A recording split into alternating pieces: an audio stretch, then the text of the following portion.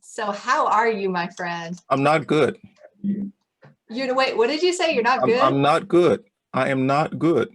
No, I'm not. I got a bone to pick. What's wrong with you? You do. You need to pick that bone. I am going to pick that bone. Oh, wait. What did you say? You're not good? I'm not good. I am not good. No. Okay, I'm gonna like turn that thing off because I was trying to share it and it's like all no, just move the volume. Just on click the the speaker on the right side, lower right hand corner. All right, while I'm doing that, you tell me about the bone you have to pick. I mean, you know, so I come here, I'm looking at my calendar, right? And I say, okay, I'm talking with this. I had a meeting before, and I pause and I go, oh no, man, I got a meeting at 12. So I need to set things up at 12:45, and I'm sitting down and I'm just, calm. I mean, 12:45, 12:50, 12:55, 12:56, 12:50. And then you come on 2 minutes. I want to talk to you before we get on this thing, and we didn't even talk. What's wrong? What's going on? Don't keep me waiting for you, Traci Phillips. I am so sorry about that, Wulwyn. This is one of those days where I'm just like, oh, I definitely overscheduled myself. So I apologize for that because that is no bueno. That is not cool. I shall be gracious. And we did get time to pray before we came on. So, we had a little. Gracious. I shall be gracious. Little bit of that. I will attempt to be gracious with you. What's going on? What's going on? What's going on with you? What's going on? What's going on? Well, I can relate to that as much as we joke, right? Like it's a thing. It's a thing. And I know it's been a thing in this culture, at least in my experience with it, the American culture versus like when I used to live in Europe, just that, especially in Switzerland, which is timeliness is everything, is we're pretty relaxed when it comes to, that concept of our word and being on time and, and we could say, okay, on the good side of things, we're more relaxed. On the other side of things, it's like, how much are we honoring other people's time and our own, right? When we're overscheduling ourselves and overbooking ourselves. So, so it's a good, one of my most challenged relationships has always been with time. And so it's something I've looked at really clearly for the last number of years, like, okay, how can I improve that? Like the questions we ask on any relationship, like it's challenged. How am I going to improve it? Yes. And what I found, is that piece of, it's like where I overbook myself, it's because I'm not putting myself first. I'm not putting the oxygen mask on myself first. And so as I'm not honoring myself, guess what? I don't honor other people in the same way. Even if I'm on time, I'm not bringing 100% of me because I'm, like too spread out. That's also not giving people the best of who I am. And so, yeah, I've really worked on that. I was aware that today was stacked a little bit because I had to move some things around because I'm doing a talk tomorrow morning. I know. So that always kind of, makes me have to move some things, but it's all good. It's no excuse. That's the one thing I'm learning too, is there's no excuses there. It is what it is. And we get to be responsible for it.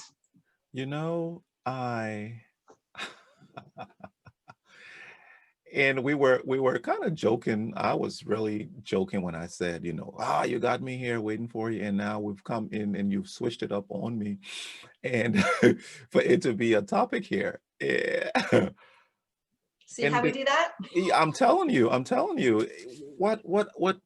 Ooh, Traci, you messed me up. I'm thinking on joking and easing into it. You've gone at 0 to 60 in 3.2 seconds. You haven't learned that about me yet? Wait, I know. I think you said two things that time and honoring. And before this call, what you didn't know was I wanted to publicly just honor you and say, Traci Phillips, I honor you because of your time spent here, I don't, not I don't care. It's not primary what people will take from it. It's what I'm taking from it. I honor you for looking at your calendar and saying, you know what, I am going to spend an hour with Wulwyn today. Wulwyn and I will talk for an hour today. And I truly appreciate, I appreciate that. One, two, things that we, in order to extract greatness or extract the essence of the reason you're doing something, you have to spend time doing it. You have to spend time. It says the 10,000 hours, right, that you have to take to become an expert. We have spent 15 hours, no, 14, upwards of 14 plus, because this one will be 15 hours, will be 15 hours for us to do, because it's the 15th episode, but it's more than 15 because before we talked prior to us coming on, we are investing time into this and we don't know where it's going, but the fact that we're investing time doing good, something, the fruit of this has to be good. It has to be good. So not only because time, the fruit hasn't been shown, it has been shown. People talk, people say certain things, right?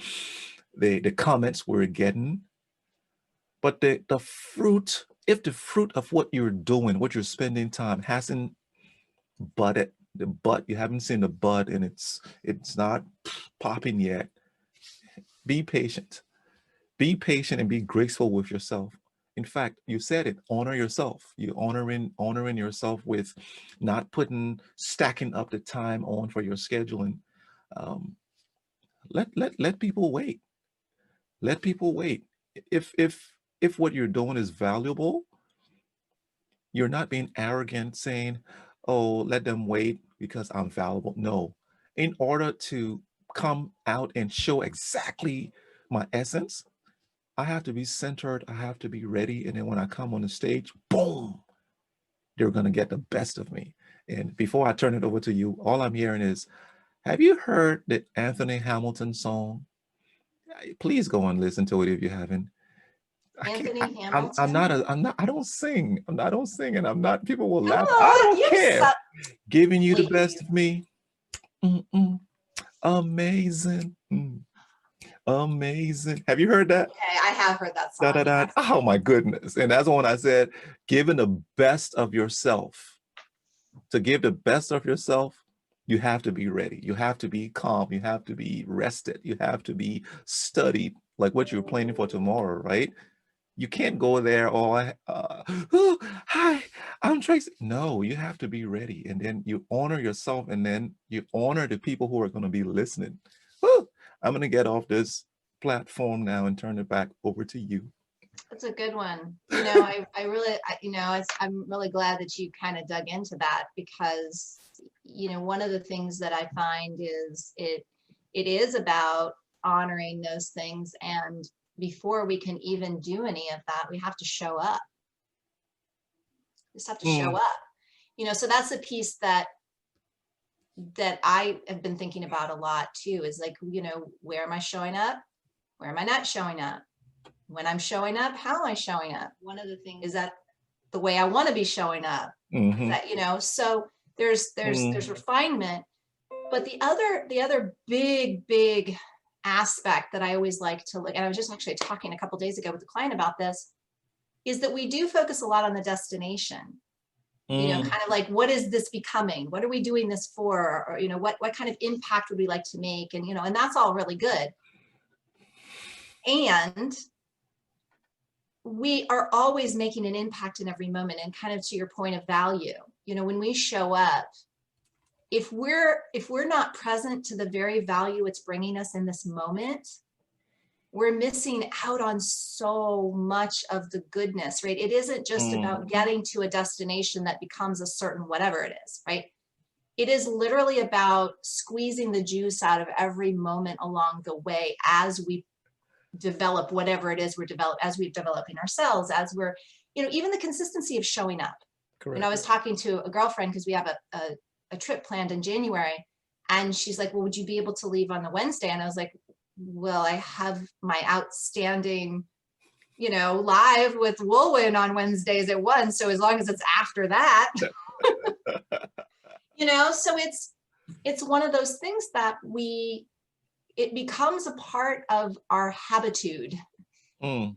But if we're also not getting the juice out of those habitual practices and motions and conversations and whatever it is, I mean, yes, we're showing up consistently, but in that consistent showing up, what are we also receiving from it? I don't think and this goes back to an earlier conversation we had about giving and receiving. I don't think we really have gotten very good at receiving. We miss out on all these opportunities to receive all the time. Mm.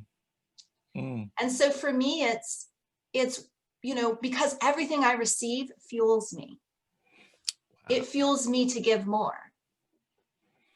Right? So if I'm just kind of shooting through my day, being like, oh, I checked it all off the list, but I wasn't in the moment receiving the value in awareness, right? Really intentionally saying, I'm just going to get the full on excited momentum, the experience of that from sitting down and talking to Wulwyn. I don't allow myself, if I'm so much in my head or I'm looking at what's next, or I'm just checking that off a box, I am missing out on the full bodied experience, right? And that's what I've been really aware of, in all of this, because, there's a lot of change going on for all of us, and to some extent, change in certain people's lives, more or less so than others. And sometimes when we're in change and it feels uncomfortable, because we have developed a certain relationship with discomfort, we experience it as that, as opposed to saying, well, this is a part of my growth. Yes, it's uncomfortable, but it's also growing me. Yes. Yes, it's uncomfortable, but it's also necessary. Correct. Yes, it's uncomfortable, but it's also temporary.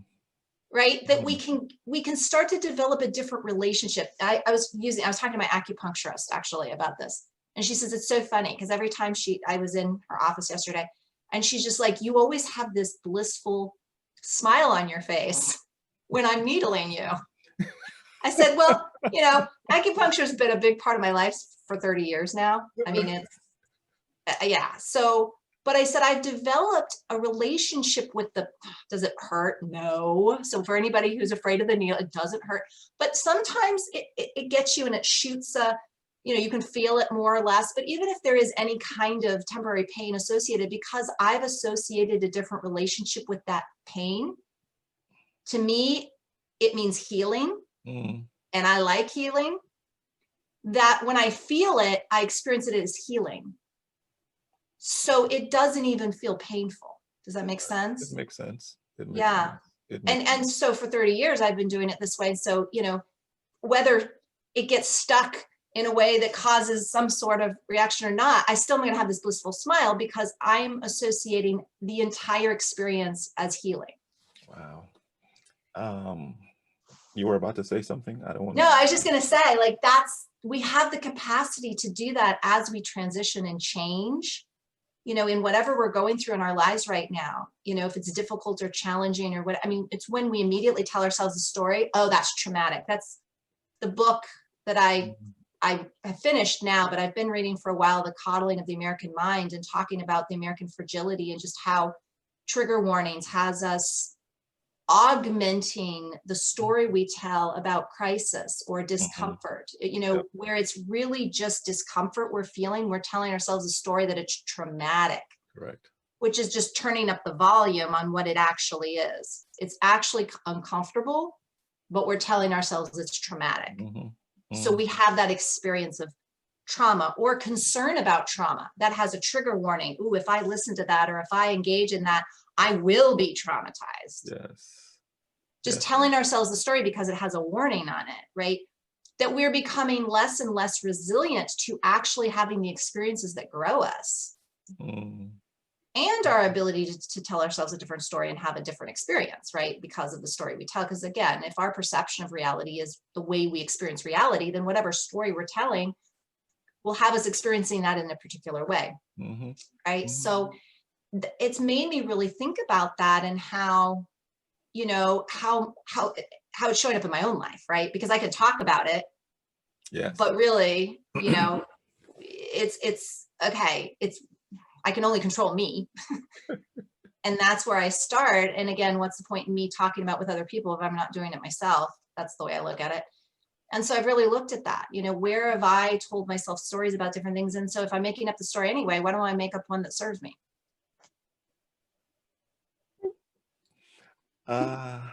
Jump off points. Yeah. First one, Cornelius Kirk. Now, this is a brother who has You Matter, I think. Yeah. I mean, he's just full of life, and look at his Instagram. It's You Matter. Cornelius Kirk. He's on Facebook. Also has T-shirts. Hey, Cornelius, I'm putting a plug in here for you, bro. You But are, you're showing, he's he, amazing. but no, he is. He is. Check it out. Really nice swag content he has. But he just put on here when we're talking earlier. He said it may not show from those listening that they are receiving. Right? They may go out, love others from the given content, from what we're given, and he says that's a win. Love it. And I love that's that. that's that's a good place for all of us to be when we are doing good. You may not see the result now. You may never get to see the result. You will never. But does that constitute that you didn't do good? No. So once we know that we've come to honor this time and to give, it gives back in a way that it's you sow, you reap what you sow. And Yes. I We receive that. I got That's to the receiving. That's the correct. gift. We give it Correct. to ourselves by knowing that we're giving and doing for others in a way that feels good to our heart. We don't have to wait around for kudos from others or other people to show up or whatever. We've already received that gift ourselves. Sure. So two things. One, when you were speaking about, showing up and giving, I remember in college, systems engineering class. It was the most boring class. When I say boring, and I'm going to call the professor's name because the story is beautiful. Dr. Arthur S. Paul. He was from Trinidad or Jamaica. I think it was Trinidad. And Dr. Paul will come in, and Dr. Paul would talk about the systems engineering mapping. And what you have to understand is we have the mapping, because I'm teasing now, I'm going in, not teasing, I'm going into him. We have the mapping that starts with the feasibility study. After the feasibility study, then you think about the requirements first, feasibility, then you do the initial design. So do you hear me repeating everything from systems engineering class? Though it was boring, I remembered sitting in the class and getting and something just said, this class is important for your life. And I went, and I honed in on that man.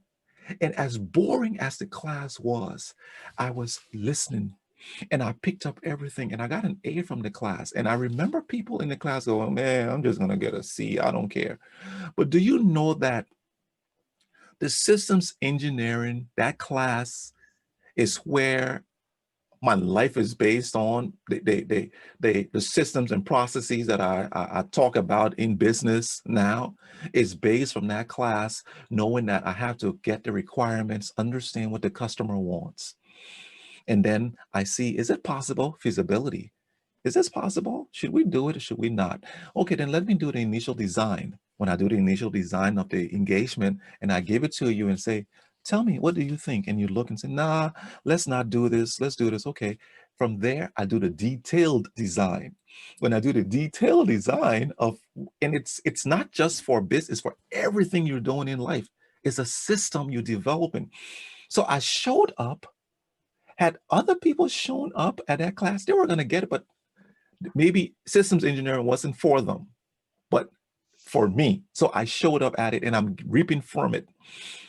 But let me switch up to the next thing I want to show, and it has to do with sowing and reaping. I know we come in, we don't know, and I'm gonna be bringing something up on the screen slowly, slowly, slowly, It's your and camera. the camera.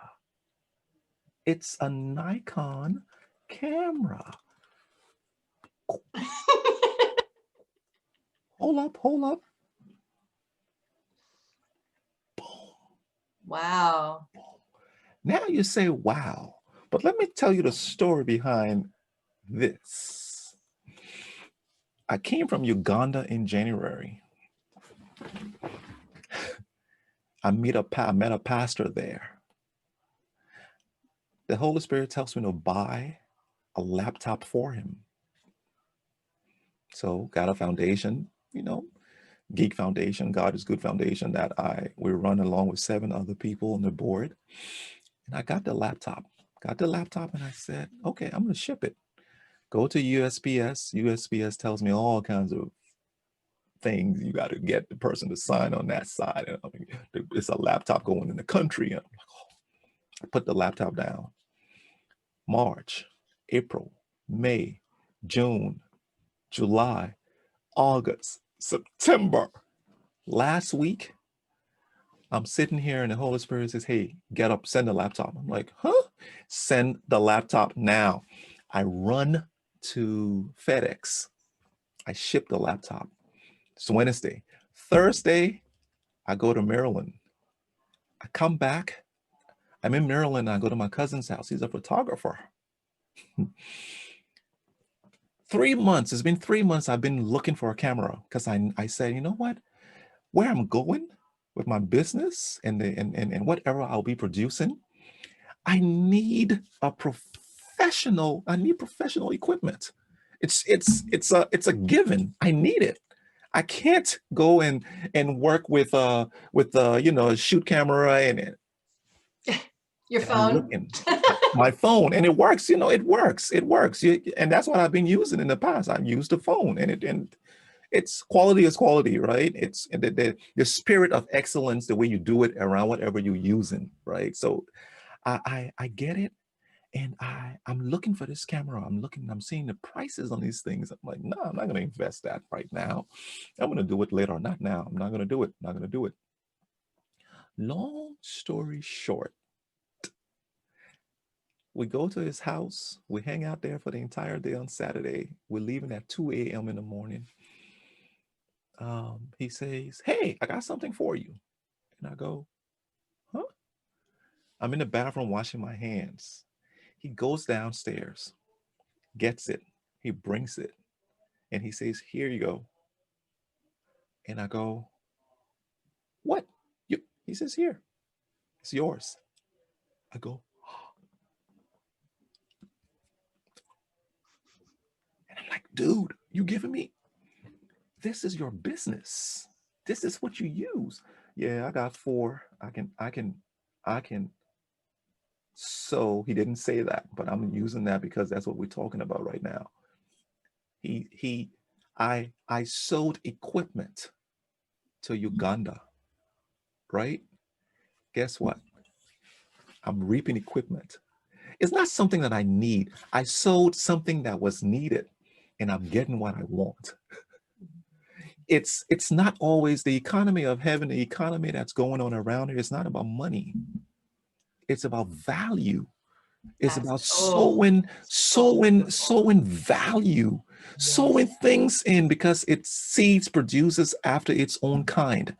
I'm sowing words here. You're sowing words into me. I'm sowing words. Words are going to come back to buoy us up. Whatever you're doing in your business, see, you're about to write a book. There will be 10 books that you will say, you know what? I got to gift these books to individuals. You will sow those books. You're going to be sown. You're going to reap books. If you sow money into something, you will reap money. If you sow time, we're sowing time here. Time, we will reap time in essence of in other ways that we're sowing wisdom. Wisdom, we will reap wisdom. So just two things, you know, the time at systems engineering class and the manifestation of this, and I just love to do this. Because you can. Because I can. Because you can. Oh my gosh, I so love that story. So you're talking about your systems class, and I'm thinking zone of brilliance, zone of achievement. There was something in your zone of brilliance and that inherent value that you hold within yourself that you're here to gift the world that was telling you, pay attention to this class because you're going to need this class to support me. Your greatest value, right? Because that's what zone of achievement does. Our zone of brilliance is born within us. Our zone of achievement are our acquired skills, our acquired knowledge, the things we get from our experiences in the outside world that support that inherent value, right? That innate value. And that's so beautiful, right? That's the intuition, right? But those are those two pieces because they need each other, right? And it's funny, I was just talking about the book. I was just writing a part of it this past week, and I started talking in terms of visionary integrator, which is a lot of the language I use. One of the things I do with clients is to help them build a team. And my clients are all visionaries, right?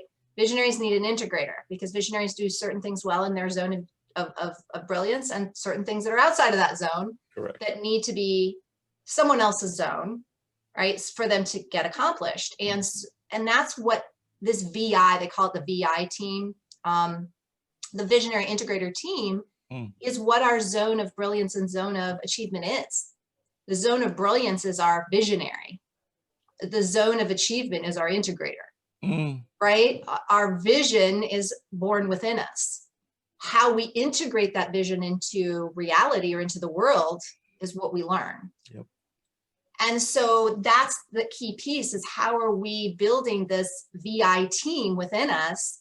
It's about listening to that. But also what I loved that you talked about so well was how are we choosing to have that experience? Am I going to suffer through? I mean, obviously your intuition is like, this is an important class, but you could have just been like, oh, and I got to suffer through it.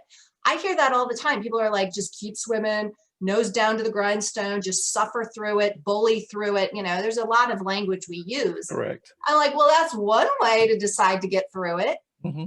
But what if you could have a different experience? What if you could tell yourself, this is coming up as important.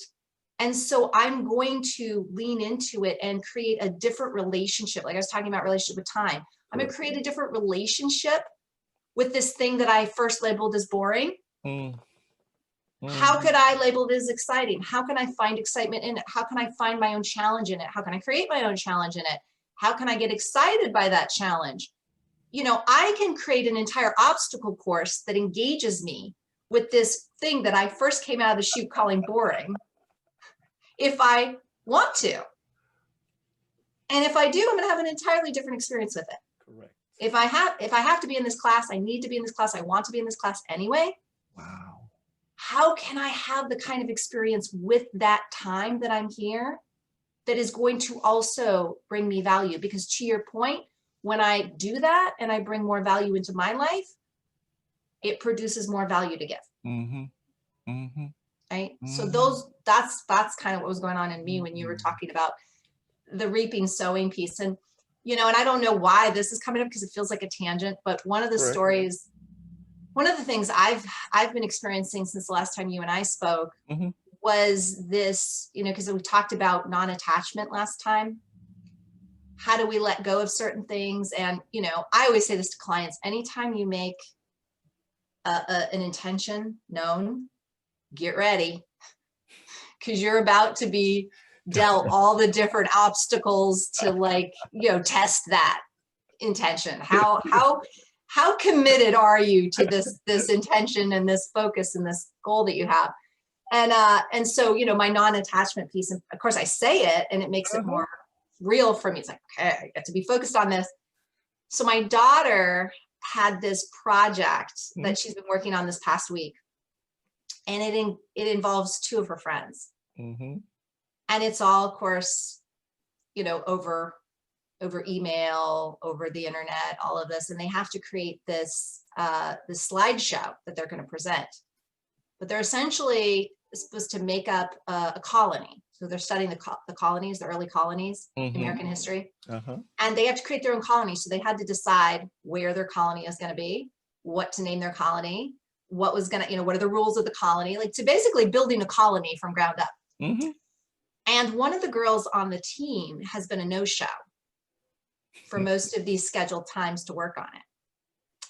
And I found myself like, well, she can't read, you know, like inserting myself into, my daughter is 13 years old. She could, you know, but she's applying to this very difficult program for next year. She wants to get into the math and science school that's in our area. Oh yeah, that's right. That's going to allow her to actually have her associate's degree by the time she graduates from high school. From high school, yes. And congrats in advance. She's gonna get it, man. Yeah, we're excited for it. But I mean, I go into this whole, you know, like, well, that's going to affect your grade if this, you know, and it's like, you know, and I can see myself doing it. Like, this is not non-attachment, Tracy. This is like the opposite of non-attachment. Yes, as a parent, you get to be like, okay, so what's the plan? What are you going to do if she doesn't show up? Because the other two are just waiting. I'm like, you're getting further and further behind. You know, my daughter finally was like, Mom, you don't need to tell me that. I know that. I'm like, well, what are you going to do about it? You know, she's just like, relax, Mom, relax. And what's really been interesting for me is to watch when they do, like the first day, Monday, and then today, I've been listening to them down there planning. Those kids are getting stuff done. They're making it happen. This other, Maddie came back to me and she's like, Mom, so-and-so's having some family stuff. That's why she hasn't been showing up. There's some stuff going on with all that. She's like, we're working it through. She's like, I just need you to relax because we're good. Wow. Like, and I was able to have a nice conversation with her. And both my husband and I, for different reasons, there was something else she shared with us in the week, and he was having his own thoughts about it. And I said, it's a death of an era. Our little girl isn't little anymore. She's becoming her own adult. And there's part of us that gets to wake up to that, like gets to fully embrace what that means to let her, to be non-attached to her decisions in that regard. Like, we will always obviously care. We will always be there to help guide. But our guidance, the way in which we're here to guide now, is different from when she was little. And we get to accept that and acknowledge that and be in that, like really be in that space. It's been a really interesting week of realizing that shift has happened. I mean, I'm sure it had already happened. It's just, we just got the memo, you know, it's like loud and clear. Wow. But just, it was very humbling for me to be able to say to my 13-year-old, you're absolutely right, babe. I need to chill. Like, this is not helping you. She's like, no, and it's not your grade and it's not your problem. And I got this. And please, you're not adding anything here. You know, you're not even stressing me out. You're just bugging the bejesus out of me, you know? And so it was good. It was good. You great conversation. Yeah. Oh my goodness. Oh my goodness. Tracy, a couple of things came as you were talking about, you know, the kids, you know, becoming grown up and us stepping back. One, at every stage, even when they were born, we had to begin to get away in terms of we're just carriers of a dream. And as much as we think as parents that we are the ones who are crafting the dream, the rude awakening, so I wanted my son, so basketball was my thing, and I practiced it and I did it, and and my son comes and he grows up to be 5'10". He's not 6'3", he's not 6'6". Do this. Oh no, it can't happen. No, he doesn't get a basketball scholarship. No. the kids at A&T with an academic scholarship. He's not playing basketball. So what? So what? So what? You see, we build these fortresses of dreams of outcomes for our children who we only brought here to guide and not to helicopter. Not to, no, go left, Not go to left. deliver. Yeah. We're not here for that. So Verlin is talking to this morning or yesterday evening at dinner. She says, I'm not going to helicopter and just deliver for Jazz anymore. I'm not. Because she would, honey, Jazz, this is what you got to do. Da, da, da. And I say, oh, what are you going to do? She says, I'm just going to let her, I'm going to pray and I'm going to advise. And I go, oh, that's good.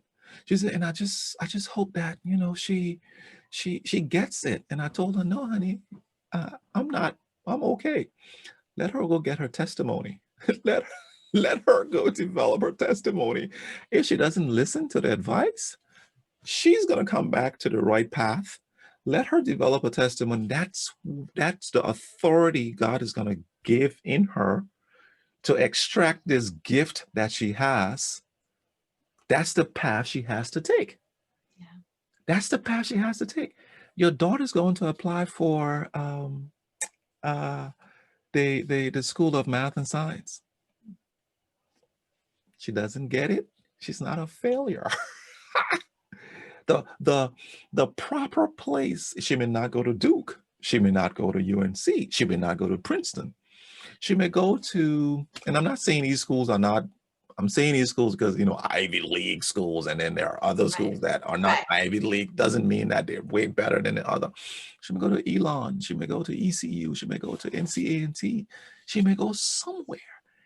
That's the place she has to go. Yeah. Or that's the path she has to take. That's the experience. That's the valley, the cliff, the savannah. That's the place she has to go to get her impulses and get her backpack of blinks, her backpack of experiences, so that when she goes into the world, she's going to dump that backpack, but those things will be in her because it's been on her back. It's been saturated in her spirit, in her body. And when she goes somewhere and someone says, da, and she goes, oh, nah. Like, do you know when you tell the true stories of your experiences and your dad is watching and he's going, my daughter went through that? Oh my God. Yeah, I had no idea. She never told me that. She never told me that. And then your mom's like, oh, Tracy, no. Mom, that was then. Look at me now. Am I okay? Yes, you are. Great. That's what we're doing for our kids. That's And exactly it. once I we love find that. that out, we will be at peace. We will be so at peace. We will be so at peace with the homework. Jazz told me, Daddy, I slept through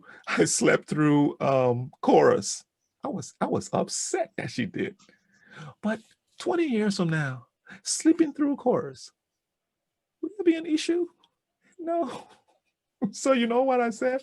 Baby, don't do it again, okay? Just try. Just don't sleep through. Okay, Daddy. Set 2 alarms. Yeah, that's what we have to do around here. I mean, my daughter, like I'm concerned for when there isn't somebody around to like be like, you need to get up, because she could set 5 alarms in different parts of the room. She'll get up, turn them off, go right back to bed. It's just like, so I want to actually highlight something, because I never got to hear the story, but the kudos go to your son for getting that scholarship. And can you like tell just a little briefly the story? Like, because I know the last time you and I spoke, you were about to get like off, you know, camera. Right. You're about ready to go to an interview, and he got like, that's when he found out that he out of I don't know how many applicants receive this scholarship? Wasn't it when the person was there to actually do the interview? How did that go? Like, Yes. I want to hear So, that, please. so it's supposed to be out now. They said, early October. So they came by, I can't say the name because they were still under the gag order they wanted to be a surprise to their viewership. But he gets the Scott, we get the, you're doing something here. You're doing something here, Traci. You're doing something. I know what you're doing. I'm getting it. Bottom line is, for a while, so I got out of job 2011, stopped putting money in the kids' college tuition since 2012, right? And I'm going, God, I look like a fool. I look very stupid. I'm embarrassed. I'm not a man because I'm not saving money because I wasn't working. Even now with the income coming in, that income's not going to their college fund. It's going to helping us, buy things for us, their savings, but it's not a whole lot's going in the college fund. And I go to God and God says, Wulwyn, your son is going to go to school debt free. And I go, however, in the beginning, we take out a loan. He gets a financial aid and he gets a scholarship from the school. But then we have to start paying $500 every month, to make up. And I go, God, you told us he's going to go debt free. This isn't debt free. Long story short, Verlin's workmate tells her about this scholarship, tells her about it on the last day, Traci. We put in the application. 2 or 3 weeks later, your son's won $15,000, and we're coming over to the house to do an interview. It's a surprise, and we surprise him. And I get him from school, bring him down. We go to Marshall's, we do a couple of things, all kinds of stuff. And long story short, we pull up in the driveway, and there's this $15,000 check as big as my wingspan. And he goes and he says, he sees Wulwyn Porte written on it, and he looks at me because both of our names are Wulwyn Porte. He goes, is that for me? He staggers out of the car, and these people brought a whole production thing here. 3 cameras, is 4-foot long cameras there. I'm like, and they're going in and got this sun in it. The pomp and pageantry. I'm looking at the blessing of God, and I'm going, wow. Not only that, to open up the trunk, there's iPad. Those are the perks. The perks over the 15. So yes, that's the story. And I'm going to show it. I know they're doing a whole production thing. When it comes, I'll share it, on and say, here it is. And what I mean, once he kind of, because that's a huge shock, right? When you don't know that's coming and you're just trying to kind of take it in visually and kind of emotionally and all of that. Yes. Did he share with you how he felt afterwards? He did. Did you get to talk to him about that? Yeah. Yeah. And it was, so he's developing his own body of work now. He's been on mommy and daddy's body of work. So wow, this topic is so organic and beautiful. he's been under mommy and daddy, now he's in college, and he goes, wow. I said, wow, what? He says, it happened to me.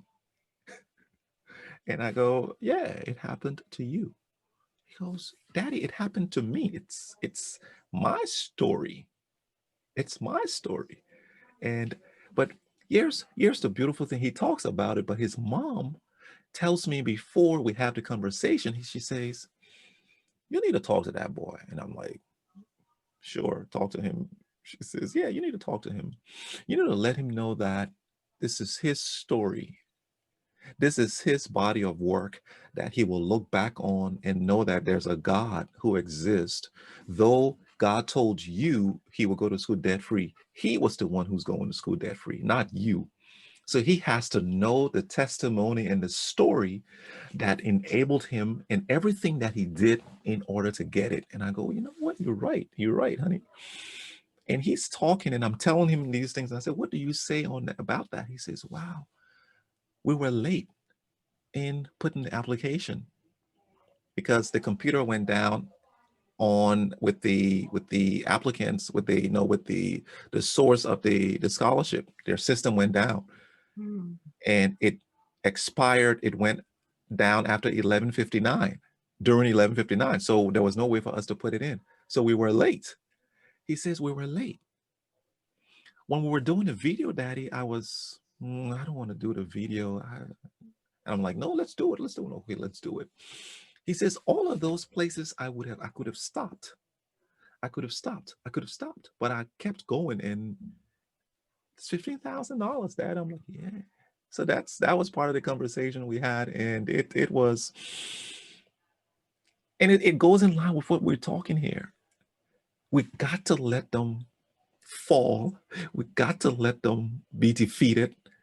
We can't go there and put our hands under them, because God, even us at 40s and 50s and 60s and 70s, God has us falling and learning and getting up and doing it. And we also get to let them rise on their own, right? So it's that point that your wife was saying, you know, he gets to know that he has risen himself, right? That he has, you know, put the work in to get himself to this place, and we get to also let them own that, right? Because just because they are from us, they have their unique individual life to live, and they're producing, right? They're creating with that individual life in every moment, right? And they get to own that, right? And that's ultimate creatorship responsibility, right? When we say, I mean, I look at it as co-creation, right? And there's the piece we have to do, and then there's the faith piece we have to have in what isn't for us to do, and that there is that you know, partnership piece. But you know, we get to own our piece, and there is our piece in everything. So when people say, oh yeah, I own my part in that, but I had nothing to do with that, I was like, did it involve you? Because if it involved you, you had a piece in it. Speak. Right. And I mean, even now, like I just wrote my blog post this month that a lot of people said, you know, that's not me. You know, you talk about we as a collective, and like, it is, because as long as you walk on this planet, your energy is a part of the collective. You have a responsibility somewhere there. Even if it's just to hold space for that being true, or it being an observation you've had. I'm not saying the way in which it is affecting you is the same as it might be other people. But if you don't see that somehow you've been a part of where we are now, then you're not taking full responsibility. We still take partial responsibility. And that's the whole thing with fragility, is we want everybody else to make it comfortable for us, right? Is that piece of, I can't build. Resilience is something we build. We're not born with resilience. We're born with the capacity for resilience. We are born with a natural, innate capacity to heal, to move past challenges, you know, to be resilient. And yet, until we do what's necessary to do that, we don't claim resiliency. So we have the capacity to be resilient, but we don't become resilient unless we do what it takes to become resilient. It's a earned capacity. It's an earned thing, right? The potential is always there, but we may or may not need it, right? So that's where we get to celebrate what we have done and learn from what we're still doing, or what we're still learning, or what we haven't yet, you know, built that connection to that capacity. And that, I think, is what this is all about. Like, I wouldn't even have seen this conversation coming.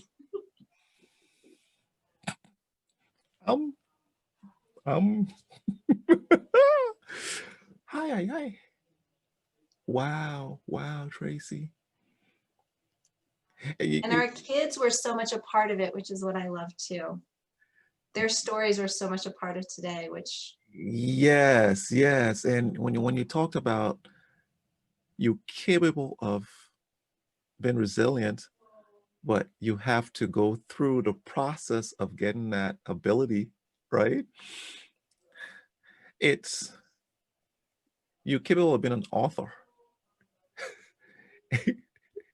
What are you doing now? You're writing the book. So now you have the ability to do it. I see life is for the taking. When you said this, when you said that just now, all I'm getting is there's gumbo on the stove. There is all the different types of sausages in there. There's shrimp. There's the vegetables. There's the meats. All the different the tomatoes and everything that makes it gumbo. You have the ability to go and take a spoon and say, you know what? I just want to get the shrimp. You're capable to get it, right? You're capable of eating the shrimp, but your ability to do it, you need to get that spoon and dig in and get it. Or you know what? I'm going to get a smorgasbord, just get everything in there and get it in. That's life. You don't need, I'm going to say something radical. You don't need formal education to go and get in that gumbo and get it and be it. And we talked about this before.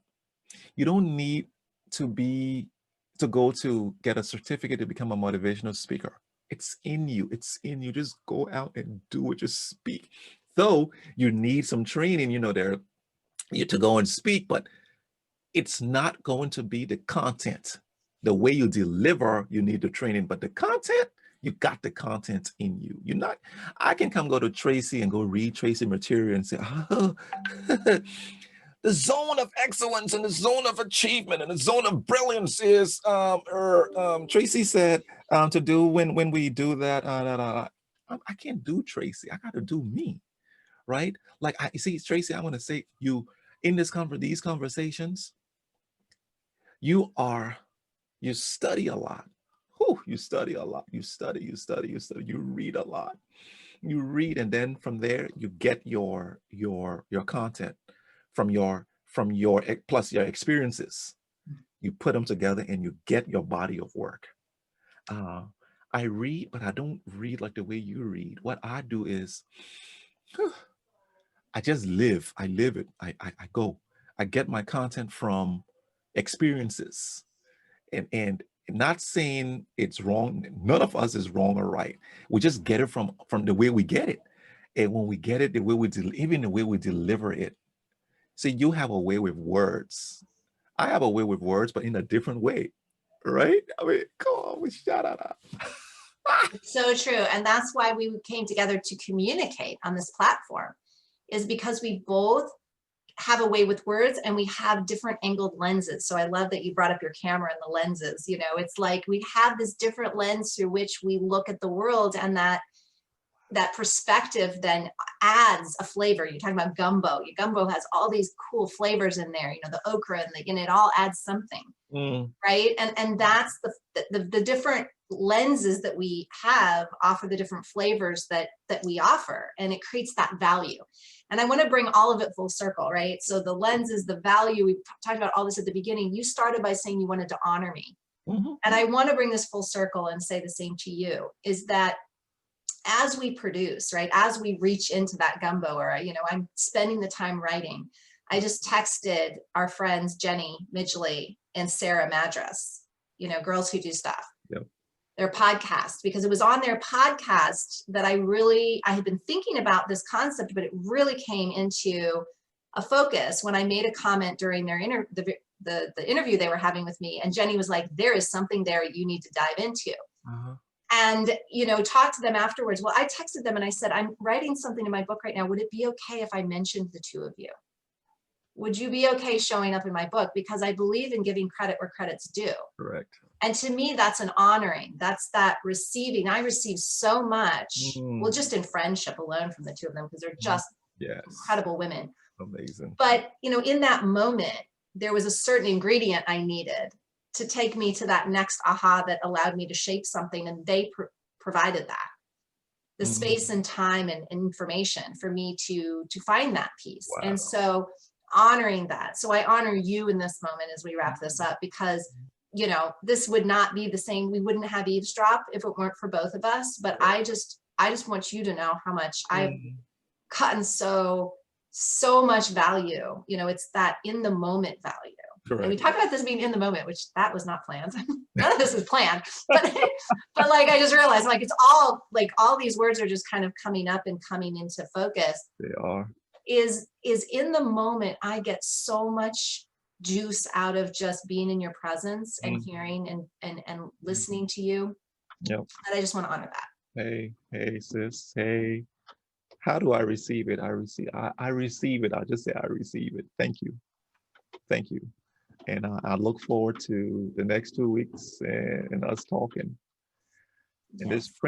this printer decides to do maintenance. Just when, can you hear it?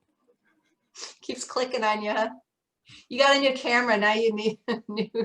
No, it's just doing the maintenance. It's on the. Oh, it's doing its maintenance during our call. Maintenance going click, click, click, click, like.